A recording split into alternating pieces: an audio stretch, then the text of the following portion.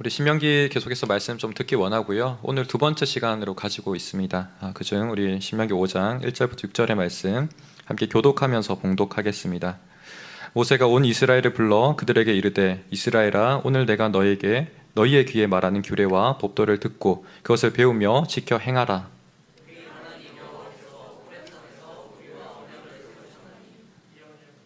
이 언약은 여호와께서 우리 조상들과 세우신 것이 아니요 오늘 여기 살아있는 우리 곧 우리와 세우신 것이라.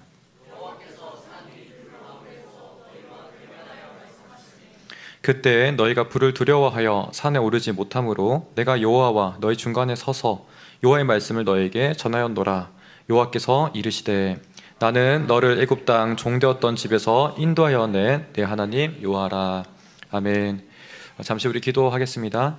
참으로 사랑이 많으신 주님, 이 시간 가운데 주의 말씀으로 우리의 심령 가운데 주님의 음성을 들려 주옵소서. 하나님, 우리 모두 다 주의 말씀을 듣고 우리 삶의 자리 가운데 주님과 동행한 삶 살기 원합니다. 간절한 소망이 이것이오니 주님 이 시간 가운데 말씀으로 인재하여 주옵소서. 감사드리며 우리 주 예수님의 이름으로 기도드립니다. 아멘. 여러분, 우리 오늘 말씀을 보게 되면 저는 사실 이 5장을 주목하게 된 가장 큰 이유는 3절의 말씀이 좀 주목되더라고요. 우리 3절의 말씀을 한번 같이 읽어보도록 하죠. 시작. 이 언약은 여호와께서 우리 조상들과 세우신 것이 아니요 오늘 여기 살아있는 우리 곧 우리와 세우신 것이라. 이렇게 이야기하고 있습니다. 이 말씀을 보게 되면 조상이 등장하고 또 우리가 등장하고 있죠. 그렇죠? 본문의 문맥을 보게 되면 조상은 누군가 하면 하나님께서 원래 이스라엘 백성들이 다 애굽 땅에서 어떻게 보면 세상의 종과 세상의 어떤 그런 부분 가운데 갇혀 있었던 자들을 구원하신 그 이야기가 먼저 있고요. 그 다음에 그 모든 놀라운 구원을 경험했던 세대들이 광야의 1세대 사람들입니다. 이 사람들이 광야 1세대라고 불리는 이유가 뭐냐면 하나님의 그 놀라운 구원을 경험하고도 불순종했기 때문이에요. 약속의 땅으로 나아가라 라고 이야기하셨는데 나아가지 못했던 거죠. 불신하는 가운데 두려움으로 갇혀서. 그렇기 때문에 조상들이라 이야기하는 부분은 그렇게 불순종했던 광야 1세대를 가리키고 있습니다. 이들은 이제 어느덧 40년 지난 가운데 모두 다 죽게 되었고 그 어버이 세대들이 다 죽은 다음에 이제 2세대들이 오늘 이 자리 가운데 있는 거예요. 모세는 그들을 향해서 지금 이 말씀을 들려주고 있는데요. 근데 이 말씀이 한편 제게 굉장히 독특하게 들렸던 이유는 무엇이냐면 사실 실제로는 하나님께서 누구와 언약을 맺으셨냐면 광야 1세대와 맺으셨어요. 시내산 언약 그 가운데 나는 너희 하나님이 될 거야, 너희 나의 백성이 될 거야 라고 말씀하시는 그 언약식이 사실은 아버지 세대들, 어버이 세대들, 조상들과 맺으셨어요. 근데 오늘 모세가 지금 3절 가운데 뭐라고 이야기하고 있나요? 우리 다시 한번 읽어보도록 하죠. 시작. 이 언약은 여호와께서 우리 조상들과 세우신 것이 아니요 오늘 여기 살아있는 우리 곧 우리와 세우신 것이라. 여러분, 어떻게 보면 이 목소리가 모세의 억지처럼 좀 들리기도 합니다. 분명히 조상들과 맺었는데 왜 우리와 언약 맺었다라고 이야기하시나요? 저는 이 포인트가 한편으로는 우리가 본문을 이해하는 데에서 정말 중요한 부분이라고 생각됩니다. 우리가 이렇게 이야기하는 가운데 한편 이 광야 세대들은 그들의 내면의 목소리 가운데 이런 소리가 있지 않았을까 싶습니다. 우리 또한 동일하게 사실은 광야 2세대처럼 반응할 수 있다는 거죠. 그것은 무엇이냐면 우리가 그 말씀을 대할 때 이것은 우리 부모님에게 주어졌던 말씀이야, 우리 조상들에게 주어졌던 말씀이야. 한편으로는 그 말은 다르게 말하면 오늘 내게 말씀하신 하나님과 다소 거리가 있는 거죠. 내게 직접 하시는 말씀이 아니라 간접적으로 하시는 말씀처럼 우리가 듣기 쉽다라는 거죠. 그런데 단호하게 모세는 그게 아니라는 거죠. 분명히 하나님께서는 조상들에게 말씀하셨지만 그 말씀이 여전히 현재적으로 우리에게 하시는 말씀으로서 지금 들려주고 있다는 거예요. 우리는 이렇게 생각하기 참 쉽습니다. 나와는 좀 거리가 멀어, 나랑 좀 다른 상황이잖아. 우리 조상들에게 이야기했던 것은 광야 세대에게 이야기하신 거고 우리는 이제 가나안 땅에 들어가는 거잖아. 좀 다르잖아. 그렇게 이야기할 수 있다는 거죠. 우리 또한 어느덧 어떻게 보면 우리 감염 속에서 이런 생각을 할 수 있다는 거죠. 또 어떻게 보면 우리가 무의식적으로 이런 접근을 할 수 있다는 겁니다. 그런데 그런 목소리 가운데 모세는 분명하게 이야기하는 거죠. 아니야, 이것은 너의 이야기야, 우리의 이야기야. 하나님께서 영원한 현재의 말씀으로 지금 선포하고 계시는 말씀이야 라고 하고 있다는 거죠. 여러분, 이렇게 말씀하시는 이유가 뭡니까? 하나님의 말씀은 진리이기 때문인 거예요. 이 진리는 언제나 사실 현재형으로 우리에게 들려줍니다. 영어의 어법 또한 마찬가지잖아요. 영어의 어법은 영원 불변한 그 사실은 현재형으로 쓰고 있거든요. 마찬가지로 하나님의 이 진리의 말씀은 우리에게 여전히 현재적으로 들릴 수 있는 진리의 말씀이기 때문에 지금 우리에게 하시는 말씀이라는 거예요. 지금 저와 여러분들에게 동시적으로 이야기하고 있는 말씀인 거죠. 광야 1세대에게 주었던 그 약속이 사실은 너희와 지금 그 자리에 있는 광야 2세대에게 하시는 약속이라면 더불어 오늘날 우리에게 하시는 말씀이기도 하다는 것이죠. 여러분, 우리가 이러한 본문을 보는 가운데 하나님의 말씀이라는 것들을 다시 한번 좀 조망해 보기 원합니다. 하나님 우리에게 지금 말씀하고 계세요. 오늘 우리에게 말씀하고 계세요. 그러면 그 말씀이 도무지 무엇인가를 우리가 생각해 봐야 된다는 거죠. 여러분, 우리가 말씀이라고 하면은 뭔가 좀 어렵게 느껴지기도 하고 저 멀리 느껴지기도 해요. 그런데 결국 말씀이라는 것은 그 본질이 뭐예요? 말이잖아요. 말. 하나님께서 우리에게 말하시는 거예요. 우리가 높여 부른 것뿐이죠. 아버지가 말씀하신다, 어머니가 말씀하신다, 하나님 말씀하신다. 어떻게 보면 더 존중의 의미, 더 귀하게 우리가 여기고 더 새겨들어야 되는 그런 의미가 담겨 있는 거죠. 어쨌든 이 말이라는 것은 우리에게 어떤 메시지를 담고 있는 것이고 그 메시지를 우리에게 전달하는 거죠. 우리에게 발화하시고 우리에게 마침내 들어가도록 수용되도록 하시는 중요한 측면이 있다는 거죠. 좀 단순하게 제가 예를 들어볼게요. 제가 저기 중화동 그 뚝방길에 있는 장미축제에 갔어요. 너무 아름다운 장미를 보고서 흡족한 마음으로 이거 나만 만족할 수 없다, 꼭 우리 지체들에게 소개시켜주고 보러 가라고 권면해야겠다, 이런 가운데 예쁜 빨간 장미를 묘사했어요. 여러분, 제가 받는 그 중화역 장미는 다른 그냥 이렇게 장미가 달랐어요. 너무 잎도 풍성하고 아름다운 거예요. 예쁜 빨간 장미, 여러분 꼭 보러 가세요, 이렇게 이야기했다고 봅시다. 근데 여러분들이 그걸 수용하는 가운데서 저는 분명히 빨간 장미를 좀 강조해서 이야기했죠. 근데 여러분들이 한편은 수용할 때는 빨간 장미를 거부하는 거예요. 나는 내 취향이 아니야. 너무 원색이야. 오히려 난 핑크색이 좋아. 나는 핑크 장미. 그거 없어? 그럼 난 보러 가지 않을래. 사실 그런 저의 메시지가 전혀 그 사람에게 수용되는 게 아니잖아요. 우리가 말을 한다는 것은 이처럼 서로 의사소통을 하는 것이고 분명히 전달하는 바들이 무엇인지 여러분들 들어준다는 것을 의미하는 거죠. 오늘 또한 마찬가지입니다. 하나님께서는 우리에게 의사소통하시는 거죠. 하나님께서는 빨간 장미를 이야기할 때 우리가 빨간 장미로 듣지 않고 내 마음 가운데 다른 생각이 가득한 거예요. 핑크 장미. 저희 지혜는 노란색 너무 좋아하는데 노란색 장미. 거기에 국한되면 다른 그 어떤 것도 수용할 수가 없는 거예요. 아무리 좋은 것이 있어도, 아무리 우리에게 새로운 경험을 선사하기 원하신다 할지라도 우리가 받아들일 수 없는 그런 상태가 된다는 거죠. 사실 이런 이야기를 하는 이유는 저의 이야기이기도 합니다. 하나님의 말씀을 듣지 못한다는 것, 분명히 말씀하고 계시는데 그 귀가 나는 열고 있었다고 생각하는데 열려있지 않은 저희 아픈 이야기이기도 합니다. 근래에 들어서 하나님께서는 계속 제 마음을 아프게 찌르시더라고요. 왜 이렇게 콕콕 찌르실까? 콕콕이 아니죠. 쿡쿡 찌르실까? 네. 한편으로 막 사지가 이렇게 잘려서 나가는 그런 느낌이기도 했어요. 왜 이렇게 나는 그렇게 아픈 상태일까?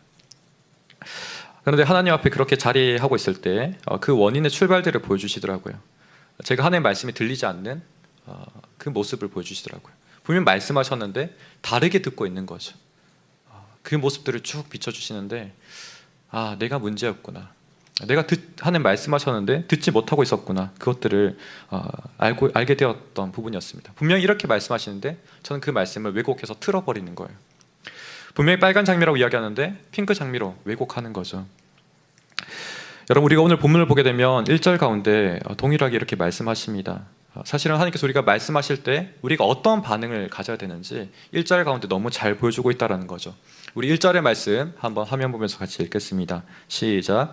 모세가 온 이스라엘을 불러 그들에게 이르되 이스라엘아, 오늘 내가 너희 귀에 말하는 규례와 법도를 듣고 그것을 배우며 지켜 행하라.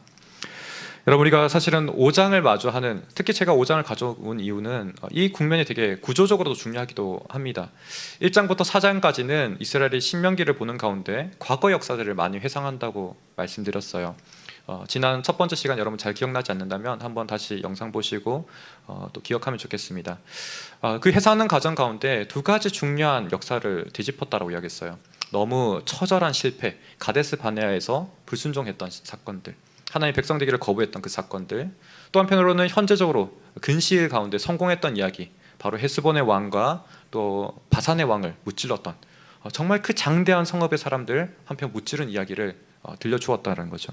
그런 가운데 1장부터 4장 가운데 이야기하는 것은 하나님을 신뢰하라, 그분을 믿으며 나아가라, 전진해야 되는데 그분을 분명히 신뢰하면서 나아가라는 이야기를 들려주는 거죠. 그런데 우리가 오늘 5장 가운데서는 이제 모세가 두 번째 설교를 시작하는 거예요.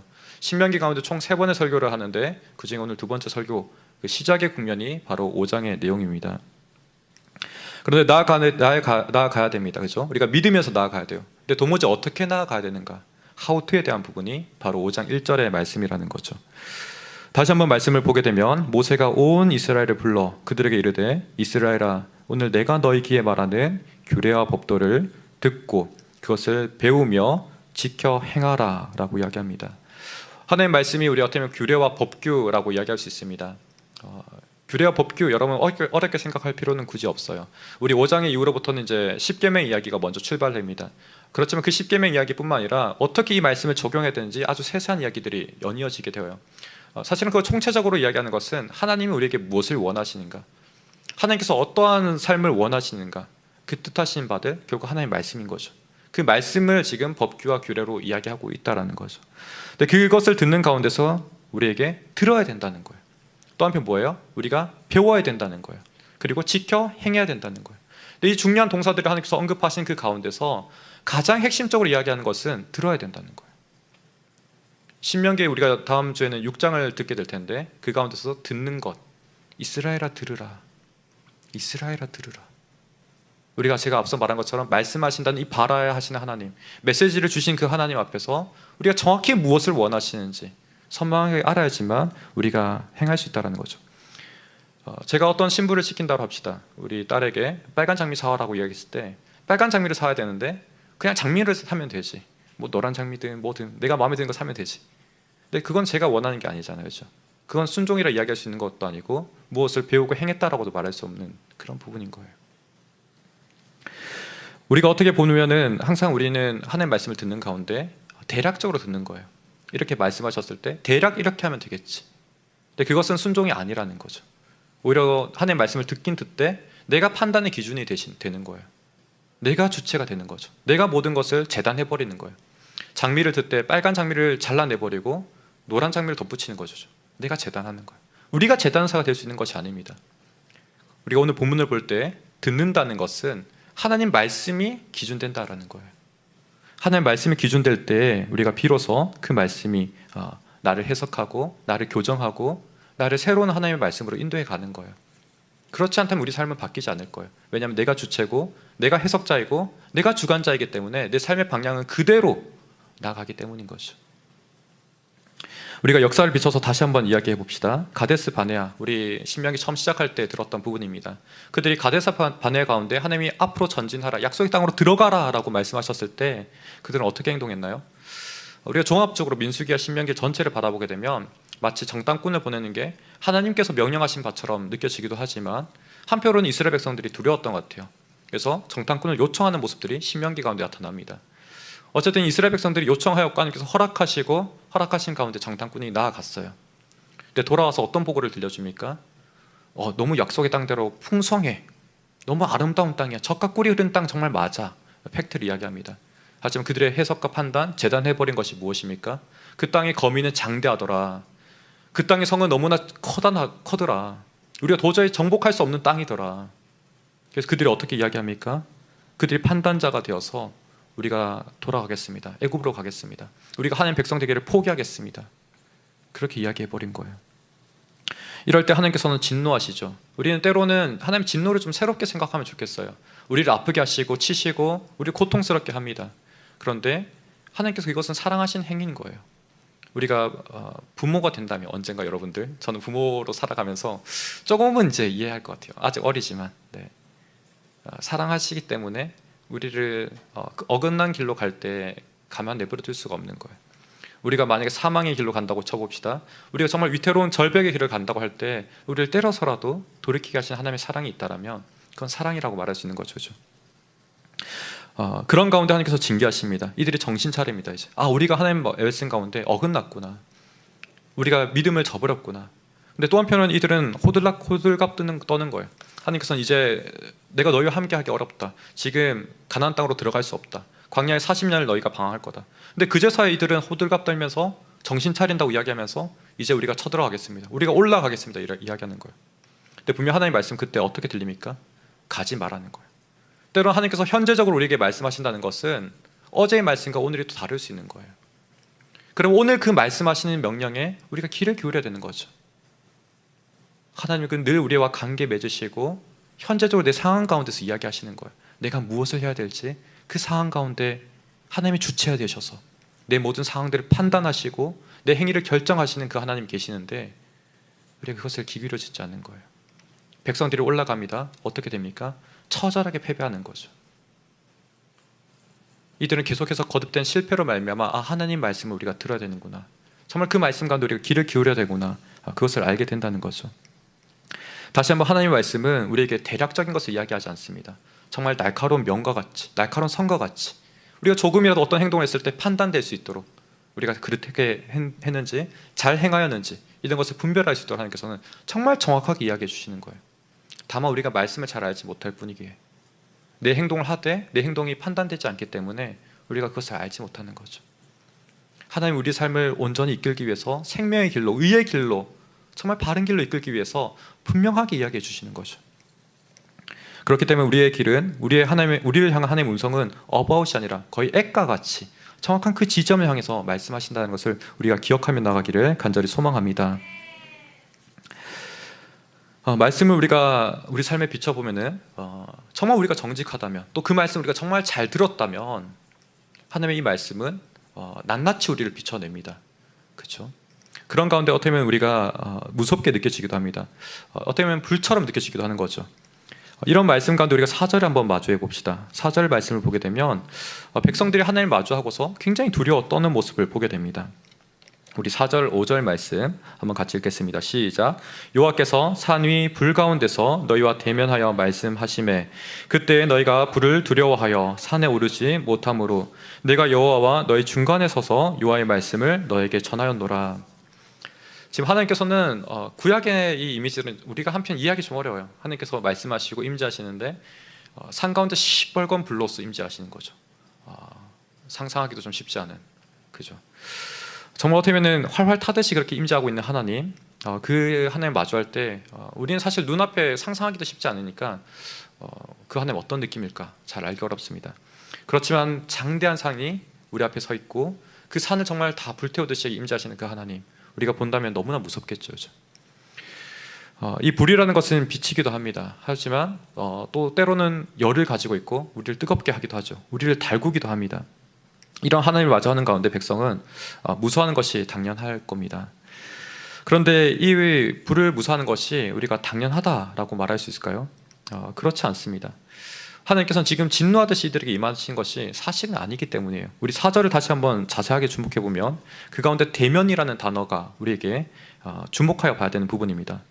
여러분, 대면한다는 것, 얼굴을 마주한다는 거 아닙니까? 그죠? 그리고 지금 너희를 사랑하기 위해서 내가 너희 하나님 될 거야, 너희는 나의 백성이 될 거야, 그런 말씀을 하시는 상황 가운데서 이렇게 불러 임재하시고 지금 대면한다는 단어를 사용하고 계시는 거예요. 그러면 이 대면은 친밀함과 사랑함이잖아요. 그죠? 근데 백성이 느끼는 바는 이게 너무 무섭다라는 거예요. 왜 그럴까요? 하나님 앞서 말씀한 것처럼 그 말씀은 우리에게 정확한 생명의 길을 지적하고 보여주시는데 그 말씀이 나를 비춰봤을 때 내가 낱낱이 드러나거든요. 내 행동이 잘하고 있는지 못하고 있는지 너무 다 보여지는 거거든요. 우리가 이런 백성의 반응과 한편 비교할 모습이 모세의 모습인 거예요. 여러분, 모세는 지금 어떻게 반응하고 있나요? 똑같이 불 앞에 서 있어요. 그죠? 근데 모세는 이 가운데 중보자가 되어서, 중간 다리자가 되어서 백성과 하나님을 연결짓고 있다는 거예요. 여러분, 모세는 다른 사람이에요? DNA가 다른가요? 뭐 저기 슈퍼맨이라도 되나요? 그런 거 아니잖아요. 그죠? 모세 또한 똑같은 사람인 거예요. 똑같은 사람인데 모세는 지금 하나님을 두려워하지 않고 이 불을 친밀함과 같이 느끼며 더의 그 존재 앞에 나아가고 있는 거예요. 여러분, 모세와 우리 이 백성들을 살펴보게 되면 공통점이 있습니다. 모세 또한 개인적으로 하나님 앞에 불 앞에 먼저 섰던 적이 있었죠. 백성을 이끌기 전에 그가 단독으로 미디안 간양하는데 여전히 고심하고 힘들어하며 살아가고 있을 때, 어떤 삶의 여정의 끝이 보이지 않는 가운데, 내 삶의 목적이 보이지 않는 어떤 방황의 시기 가운데 하나님께서 불 가운데 나타나셨죠. 떨기나무의 그 불 가운데 나타나셨잖아요. 공통점이 불 가운데 나타났던 것들, 또 하나는 공통점이 뭐가 있을까요? 특히 강야 2세대 40년이라는 시간이에요. 모세 또한 이집트 가운데 왕자로 늘 정말 영화롭게 살았습니다. 근데 미디안 땅 가운데 와서 40년이라는 시간이 흘러가는 가운데 그 마지막 지점 가운데 하나님을 만난 거죠. 그죠? 오늘 광야 2세대 또한 40년이라는 긴 시간 가운데서 광야 1세대가 아버지 세대들이 그의 부모님들이 다 죽고 난 다음에 하나님께서 만나주고 계시는 거예요. 그 시간이 지나고서 비로소 이제 하나님의 음성이 들리기 시작하는 거예요. 모세는 그것을 더욱더 친밀하게 느끼고 있는 거고, 우리에게 이것이 말하는 바는 하나님의 말씀 가운데 우리가 듣지 못하는 우리 자아가 죽어야 된다는 거예요. 하나님의 말씀은 A라고 이야기하시는데, 장미, 빨간 장미라고 이야기하시는데 핑크로 듣고 있는 우리 자신이 점점 죽어야 된다는 것을 이 가운데 들려주고 있는 것이죠. 저 또한 지난 시간을 돌아보면 사실 제가 죽는 시간이었습니다. 제가 의지하고 있었던 그 모든 것들이 하나씩 제거해 가고 있더라고요. 하나님께서 분명히 말씀하셨어요. 그 전에 너가 사람을 의지하지 마라, 너가 다른 것을 의지하지 마라, 다르게 말하면 하나님만을 의지하라는 그 말씀을 분명히 들려주셨는데, 저의 삶의 자리 가운데서는 어느덧 사람을 의지하고 그러고 있더라고요. 하나님께서 다 잘라내세요. 제가 죽는 시간이죠. 고통스러웠어요. 가슴이 뻥 뚫린 그런 통증을 느끼기도 했습니다. 근데 그 시간이 다 지나고 아물고 인내한 시간을 흘려보내고 나서 보니 제가 죽는 시간이었고, 어쩌면 제 고집이 죽는 시간이었고, 하나님의 말씀을 거부했던 제가 죽는 시간이었던 거예요. 이런 시간을 통해서 하나님께서는 마침내 우리에게 들려주시는 거예요. 이 말씀은 다시 한번 우리에게 정말 생명을 주시고자 하시는 하나님의 사랑의 말씀이시고, 이 말씀을 우리가 듣지 않으면 절대 안 되는 불가결한, 필수 불가결한 그런 말씀인 거죠. 이 말씀은 정말 우리가 잘 되기를 원하신 그 하나님의 사랑이 담겨져 있습니다. 그 말씀을 우리가 듣는 가운데서 한편 우리의 모든 욕구를 충족시키는, 우리의 탐욕을 만족시키는 그런 말씀이 아니에요. 오히려 그런 길은 위험한 거죠. 우리가 죽어야 하는 겁니다. 진정으로 잘되게 하신 이 말씀은 사실 우리를 부인하는 가운데 영원한 생명으로 이끄시는 그 하나님을 우리가 마주하게 됩니다. 그렇기 때문에 말씀하신 그대로 우리가 들어야 되는 줄 믿습니다. 6절의 말씀을 우리가 이어서 보게 되면, 한편 하나님께서는 말씀하시는 하나님, 우리가 오늘 말씀하시는 하나님을 마주하였고, 두 번째는 how to, 그러면 그 말씀을 하실 때 우리는 어떻게 반응해야 되는가 들었습니다. 세 번째는 한편 그 말씀의 내용이 무엇인지를 우리가 좀 듣게 됩니다. 말씀하시는데 그 내용이 무엇인지, 그 내용의 성격이 무엇인지 우리에게 분명하게 알려주고 있다는 거죠. 6절의 말씀 우리 한번 같이 읽어보도록 합니다. 시작. 나는 너를 애굽 땅 종되었던 집에서 인도하여 낸 내 하나님 여호와라. 사실 우리가 6절 이하로 보게 되면 이제 십계명의 말씀이 이어지게 됩니다. 우리 너무 잘 아는 말씀, 그런 말씀인데, 그 말씀을 하시기 전에 지금 우리에게 굉장히 중요한 말씀, 어떻게 보면 이후로 진행되는 모든 말씀을 포괄할 수 있을 만큼 전제되는 말씀을 들려주시는 거예요. 어떤 유대인들은 이 말씀을 할 때 십계명 안에 포함하기도 합니다. 이것을 오히려 1계명으로 여기기도 해요. 우리가 보는 십계명과 유대인들이 보는 십계명은 조금 구조가 다르기도 해요. 어찌되었든 이 말씀이 우리에게 너무나 중요한 것을 가르쳐주고 있다는 거죠. 법규와 규례를 이야기하시는 가운데 그 모든 내용을 포괄할 수 있는 것, 그 성격이 무엇인지 6절 가운데 분명히 들려주고 있다는 겁니다. 다시 한번 우리 말씀을 봅니다. 나는 너를 애굽 땅 종되었던 집에서 인도하여 낸 내 하나님 여호와라. 여기서 첫 번째 계시되고 있는 것은 하나님 그분 자신이 누구신지 우리에게 나타내고 있는 거예요. 하나님이 지금 6절 가운데 어떻게 나타나고 있죠? 나는 인도하여 낸 너 하나님 여호와라. 그죠? 우리를 구원하셨고 우리를 인도하신 그 하나님 여호와라는 것을 들려주고 있는 거예요. 근데 여러분들이 단순히 이 한 절만 보게 되면 어떤 하나님이신지 그리기 좀 쉽지 않아요. 여러분들이 근데 앞서 여러 창세기, 출애굽기, 레위기, 민수기 이런 것들을 읽었다라면 하나님의 이 구원의 역사가 무엇인지 여러분 해석되는 거죠. 그분의 구원의 역사와 서정은 무엇입니까? 저 멀리 있는 달과 같은 그런 사랑입니까? 아닌 거예요. 우리를 찾아와 주셨고 우리와 함께 대면하셨고 우리와 함께 깊이 삶과 연결지어졌던 하나님의 구원이신 거예요. 종되었던 그 땅 가운데서 구원하세요. 근데 그냥 구원하신 게 아니죠. 이들이 신음하고 고통하는 가운데 하나님 내 죽겠습니다. 정말 나 좀 살려주세요. 숨도 못 쉬겠어요. 그 고통의 비명 가운데서 하나님이 들으신 거죠. 구원하시겠다고 이야기하세요. 근데 너무 놀라운 게 뭔지 아세요 여러분들? 하나님 구원하신다는 음성을 들려주시는데 처음에 못 들어요. 처음에 모세를 보내십니다. 모세 또한 못 들어요. 내가 누구건데 하나님 갈 수 있습니까? 나는 말을 못하는 사람입니다. 하나님 먼저 그 모세를 설득하시는 거예요. 모세가 그나마 근접할 수 있었던 이유가 뭐예요? 자기가 40년 가운데 죽었기 때문에. 하나님 설득이 좀 금방 이루어지는 거죠. 모세가 이제 나아갑니다. 애굽 땅 가운데서 누구에게 또 설득을 해나가요? 이스라엘 백성들 가운데 알려주는 거예요. 하나님께서 당신의 조상인 아브라함과 이삭과 야곱의 그 하나님이 이제 여러분들의 그 고통 가운데 들으시고 신음 가운데 구원하기 원하세요. 처음에 듣는 것 같습니다. 근데 바로가 어떻게 반응해요? 못 간다. 더 많은 벽돌 구워내라. 내가 집조차 주지 않겠다. 노예에게 강화됩니다. 그러니까 이 백성들이 흔들리는 거예요. 상황이 그렇지 않으니까. 어떤 말을 합니까? 모세 앞에 이 상황을 놓고서 하나님이 너와 우리 사이 판단하기를 원하노라. 구원에 관한 그 메시지를 못 듣는 거예요. 들리지 않는 거예요. 상황이 힘드니까. 계속해서 하나님께서는 이 백성들을 설득해 나갑니다. 10가지를 재앙을 내리시는 가운데 이집트에는 점점 재앙이 임하고 이스라엘 백성들 가운데 내리지 않는 그것을 보면서 하나님의 도우심과 섭리를 보는 거죠. 하나님 또 한편 애굽 땅 가운데 여전히 동일하게 선포하세요. 내 백성을 보내라, 보내라, 보내라. 하지만 그 애굽 사람들은 하나님의 말씀이 더 안 들리는 거죠. 이들은 심판받기까지, 마지막에 홍해 바다 가운데 수장될 때까지 듣지 못하는 거예요. 안타까운 거죠. 근데 이 마지막 심판 가운데 하나님께서 우리가 주목할 것은 10가지 재앙 가운데 10번째 재앙입니다. 그죠? 10번째 재앙. 바로의 고집이, 그 완고함이 꺾이고 마침내 허락하는 그 마지막 순간. 그 순간은 사실 6월절인 거죠. 6월절. 6월절은 장자가 죽는 슬픔이 있는 시간인 거예요. 이 장자라는 것은 그 집안의 대표입니다. 사실 모두가 죽는 그 상황이라는 거예요. 장자라는 것은 대표이기 때문에 그 대표가 죽는 것은 한 집안이 몰락하고 죽는 거죠. 근데 원래 이스라엘 또한 죽어야 되는 거예요. 근데 하나님께서 대가를 치르시죠. 어린 양을 잡아서 어린 양의 피로 문 사방을 바르시고 그 피를 본 집은 유월하는 거예요. 넘어가는 거예요. 크로스오버를 하는 거예요. 그 사랑. 근데 하지만 이 사랑이 궁극적으로 어디로 성취됩니까? 하나님의 아들이신 장자이신 예수 그리스도께서 대신 죽음으로 말미암아 궁극적으로 선포되는 거죠.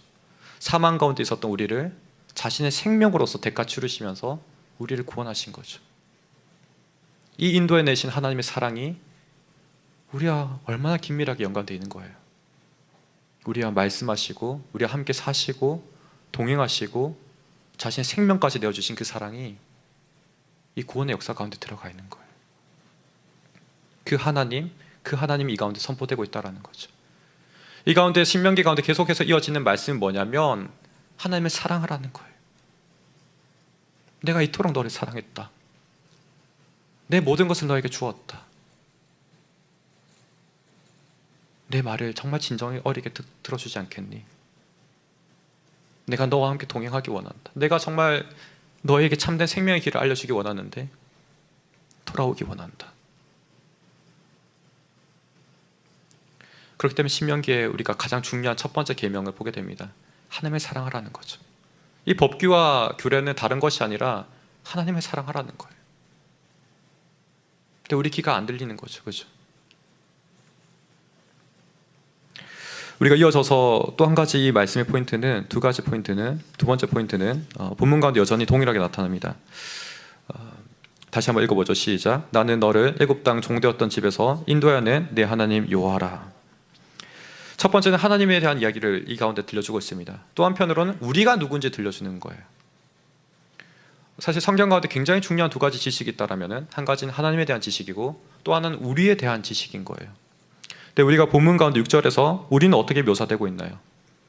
너를 애굽 땅 종되었던 집에서, 우리가 누군지를 이 말씀 가운데 가르쳐주고 있는 거예요. 애굽이라는 것은 정말 어떤 세상 한 제국의 애굽이라고 표현할 수도 있지만 하나님과 제외된 세상이라고 말할 수 있는 거예요. 그 가운데는 사망이 가득한 거죠. 신음이 가득한 거죠. 죽음이 가득한 곳인 거예요. 근데 그곳에서 우리가 호적되며 살고 있었다라는 거예요. 속박되어 살고 있었다라는 거죠. 아무 자유가 없이 박탈되어서 우리가 살고 있었다라는 거죠. 그런 우리가 누군지를 그 가운데 깨닫게 해주시는 거예요. 너의 존재가 원래 어떠한 존재였는지 알게 하신다는 거죠. 우리가 정말 하나님의 구원이 무엇인지를 안다면, 그분이 나를 구원하신 그 은혜가 무엇인지 안다면 우리는 너무나 놀랍게 감격하게 됩니다. 그죠? 그런 가운데 저는 여러분들에게 특별히 강조하고 싶은 말씀은 우리의 처지를 안다면 우리가 한편 사랑으로 나가게 된다는 거예요. 그래서 우리가 구원을 늘 이야기하는 가운데 신약 가운데 이런 말씀이 있지 않습니까? 1만 달란트 빚진 자의 이야기를 들려주는 거예요. 하나님께 1만 달란트를 빚지고 탕감받은 거예요. 도무지 갚을 수 없는 절망의 그 늪과 같은 상황. 1만 달란트는 우리 평생에 다 모아서 여기 있는 사람들이 평생 다 모아도 모을 수 없는 그런 돈이에요. 정말 천문학적인 그런 숫자와 같은 거예요. 그게 그 사람을 짓누르고 있는 거죠. 사망과 도저히 벗어날 수 없는 그 운명 가운데 있었던 것을 탕감해 준 거예요. 근데 이 사람이 나가서 어떤 반응을 합니까? 100데나리온, 정말 작은 돈인 거예요. 한 100만 원 될까요? 근데 그 돈을 빚진 사람을 찾아가는 거예요. 돈 갚아라 이야기하는 거예요. 나 도저히 갚을 상황이 안 돼. 나 지금 너한테 갚으면 나 굶어 죽어. 제발 살려줘. 멱살 잡는 거예요. 안 돼 하고 끌고 가서 감옥에 가다 버리는 거예요. 우리는 자칫 이렇게 살아갈 수 있다는 거예요. 구원받았지만 그 구원에 감격하지도 않고 기억된 바도 없이 잊어버리며 살 수 있다는 거죠. 근데 하나님께서 그것을 원하지 않는다는 거예요. 우리를 구원하신 목적, 우리가 누군지를 깨달으며 우리의 구원의 그 가치가 무엇이며 우리의 출발이 어딘지를 기억하면서 살아가라는 거죠. 우리가 아무리 이 땅을 살아가는데 고귀한 위치로 올라가요. 우리가 아무리 큰 존경을 받아요. 그렇지만 우리가 다른 누구 위에 설 수 있는 존재입니까? 그렇지 않다는 거예요. 우리가 모두 다 종으로 출발했어요. 종이라는 것은 다 수평적인 그 관계 가운데 있는 거죠. 다르게 말하면 사랑하는 관계 가운데, 용서하는 관계 가운데 하나님의 그 무한하신 자비하심을 우리가 경험하였다면 우리 또한 그것을 동일하게 베풀며 살아가는 거죠. 하나님이 이렇게 무한하게 베푸셨다면 우리 이렇게 작게 요한하게라도 그분의 사람을 닮아가고 베푼 삶을 살아가야 된다는 것을 이 가운데 들려주고 있다는 거죠. 실제로 신명기 이후 모든 내용들은 이와 같은 관점으로 우리에게 이야기합니다.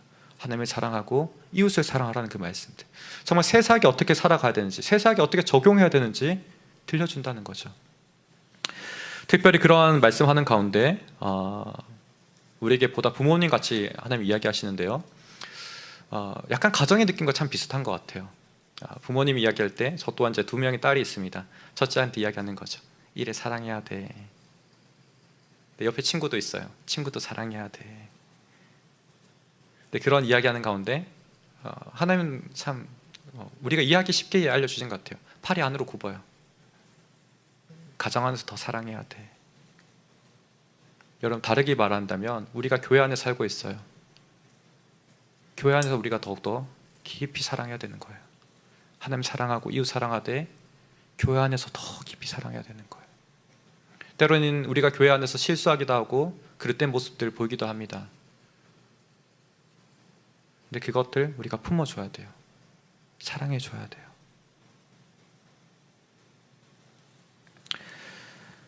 우리가 그러한 자리 가운데서 진정으로 하나님의 사랑을 경험하게 되고 진정으로 하나님이 원하시는 바, 화평이 우리가 무엇인지를 교회 가운데 경험하게 될 줄 믿습니다. 그리고 또한 그 사랑을 보다 세상 가운데 흘려보내며 하나님의 그 영광스러움을 전달할 수 있는 우리가 될 줄 믿습니다.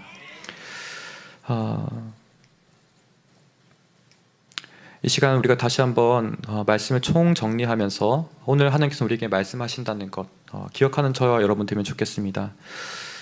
그런 가운데 여러분들 지금까지도 말씀을 마무리하는 이 과정 가운데서도 여전히 주님의 말씀이 들리지 않을 수 있습니다.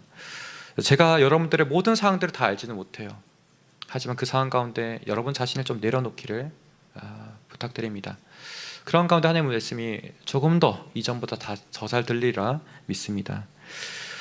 어떻게 보면 하나님이 차지하실 그 왕자의 그 자리에 내 욕심이 나를 이끌고 있고 여전히 내 삶을 내가 스스로 괴롭게 하고 있는 걸 줄 모릅니다.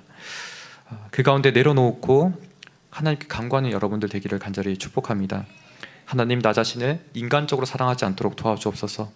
하나님 말씀으로 진정한 영원한 생명의 길로 이끄시는 그 말씀으로 사랑할 수 있도록 인도하여 주옵소서.